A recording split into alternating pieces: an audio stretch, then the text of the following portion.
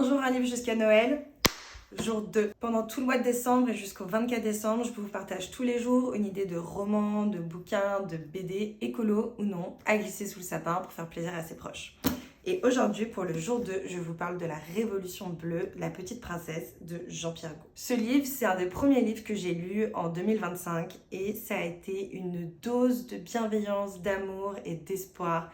Et rien que pour ça, du coup, je vous le recommande vraiment si vous avez le cafard, si vous avez un proche qui a le cafard avec ce qui peut arriver en ce moment d'un point de vue écologique et social. Ce livre, c'est vraiment un petit manifeste, une petite boule d'espoir pour regagner confiance et regagner foi en l'humanité. Ça raconte l'histoire d'une famille qui va s'inspirer des préceptes du Petit Prince de Saint-Exupéry pour réunir et refédérer l'humanité. Au même titre que dans notre corps, tous les organes, les cellules ont un rôle à jouer et sont essentiels à notre survie, eh bien, tous les êtres humains sur Terre ont un rôle essentiel à jouer pour pouvoir assurer la survie de la planète Terre. Les humains doivent ne former plus que un être humain de manière métaphorique qui est homobiosphérique. C'est un grand appel à se fédérer, à s'unifier, à être solidaire. C'est la dose d'amour et de bienveillance dont vous avez besoin en 2026 pour garder le cap et réussir à faire face à tous les défis qui nous arrivent dans la gueule. Ce que j'ai adoré aussi dans ce livre, c'est que en fait Jean-Pierre Gault cite énormément de musique dans son bouquin et la musique a une part très importante. Il a réalisé une playlist que vous pouvez retrouver sur Deezer ou sur Spotify avec toutes les musiques citées dans le bouquin. Dès qu'il parlait d'une musique, eh bien je la mettais dans les oreilles et donc je me plongeais vraiment dans l'univers à part entière du bouquin. Voilà, c'est un bouquin qui se lit en 3 dimensions. C'est assez incroyable, c'était la première fois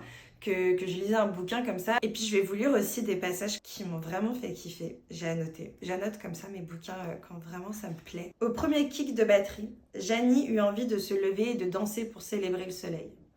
Au lieu de cela, pour profiter de la magie de l'instant, elle se contenta de rester assise en bougeant légèrement la tête et les épaules, en rythme et avec élégance. La petite se réjouissait simplement d'être là, vivante, sur ce plateau désert. Elle dodelinait de la tête, portée par les boucles rythmées, qui, telle une spirale infinie, l'entraînaient vers l'Éden.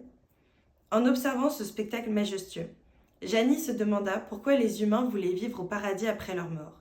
Ils y étaient nés et ne s'en rendaient même pas compte. La seule chose que l'on sait du futur, c'est qu'il sera constitué de ce qu'on y mettra. Il n'y a pas de temps à perdre à parier sur les chances de succès de la Révolution bleue. Si tout le monde réagissait comme vous, celle-ci serait nulle. La véritable question est de savoir ce que vous allez faire, vous, pour que la Révolution bleue réussisse. Quel est votre rêve? Quelle part du problème allez-vous choisir? Allez-vous y mettre tout votre cœur? C'est des extraits de la Révolution bleue qui m'ont particulièrement parlé et qui, j'espère, vous parleront et vous donneront envie de découvrir ce bouquin qui est vraiment pour moi un manifeste de comment faire société et redorer le blason de l'humanité pour le siècle à venir.